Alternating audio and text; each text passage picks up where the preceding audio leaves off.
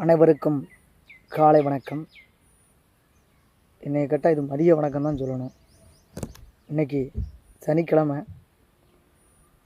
France மனநல மருத்துவர் Philip penal April 20 சும்மா இருக்க மாட்டான் பிறந்துடுறார். அவரை பற்றி பார்க்க போகிறோம். மனநல மருத்துவ ஆராய்ச்சிகளுக்கு அடித்தளமிட்டவரும் மனநல சிகிச்சைகளில் மனிதாபிமான அணுகுமுறைகளின் முக்கியத்துவத்துக்கு வழிகாட்டியவருமான பிலிப் பீனல் பிறந்த தினம் இன்று. பிலிப்பு பீனல் பிறந்த தினம் இன்று.